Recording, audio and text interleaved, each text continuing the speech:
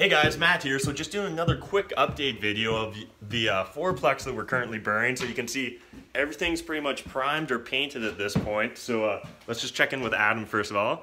So hey, Adam, how's it going, guys? So yeah, I was hoping you can maybe just share with the audience a little bit some of your experiences so far doing, this is Adam's essentially like his first full renovation kind of working for me as a contractor. So I just thought it'd be cool if you could share with them maybe some lessons learned or surprises. Sure. So on this project, I kind of took charge of a lot of the purchasing and a lot of basically finding all the materials that we're going to need. So sourcing a lot of the hardware for the building, you know, paint and doorknobs, that kind of thing.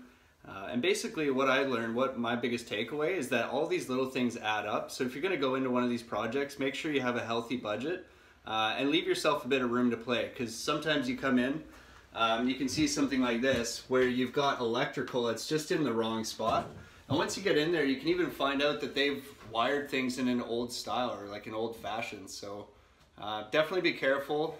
Use your resources, use your mentors. Yeah, well, because it's funny, because so essentially Adam just slipped out to Home Depot, was it yesterday, and just to grab a couple things, right? And then how quickly those couple things add up to $600, yeah, right? I called Matt, I was like, oh man, I just spent $600 and I've got door handles. He kind of realized how quickly all those little things add up. So whether it's like door handles for your cupboards and counters, whether it's just like, just odds and sods, right? Like yeah. it's not even like we bought the trim yet. It didn't have to do with flooring or anything like that. It's just those little finishing touches, they all add up way more than you expect. Yeah, so you definitely want to think about that when you're calculating your estimate of how much the reno is going to cost. I mean, a smoke detector is $50.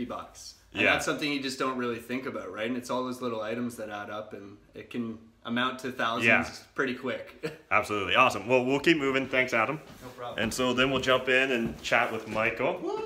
So Michael's just doing some painting. So yeah, so I was saying to Adam and Michael that we're just kind of discussing some of the lessons learned from your first real renovation, your first like contracting sessions. So. For sure. So I've been mostly painting here. That's been my primary duty for the last few days. I sort of estimated, 30, 35 hours of painting initially, and I'm already pushing over for sure. One of the biggest unmade assumptions I had was that one coat of primer and 2 coats of paint would make everything nice. Not the case. We needed 2 coats of primer and then 2 coats of paint, or even 3 coats of paint to make it really slick. So right away, just expected not to be priming that much. Yeah, and so part of the reason for that is, if you guys remember in the previous videos, click that eye to see them, but we had the crazy blue, right? So that blue just like, the primer just sucks it, like the walls suck it up so much, so. Yeah, so, and having good prep work is really important as well, because if you don't prime or prep properly, the finished product is going to be crap. Yeah. So make sure you do prep work. And then another big thing that I had that was an issue is sometimes I set my standard too high for like level of perfection and detail. So I get really caught up in the minute detail that when you step back isn't that important for a rental. Especially when we're painting walls with white, a lot of the little tiny imperfections, they actually get hidden pretty well. So again, you gotta remember, we're burning this property. This isn't a high-end flip, so. Yeah, so just kind of like get through it, do like a mediocre 80-20 job where you put 80% of the work in and 20% can be covered up. Yeah. So focus on higher level results and not super nitty-gritty details. Yeah, perfect, awesome. Anything else you want to share? Or? Final thing is, if we're ever doing a project like this again, I'm gonna petition Matt to use a spray gun. Might as well just tape off windows and vents and literally spray the walls instead of rollering. Actually, I never thought that. I already own a spray gun, so.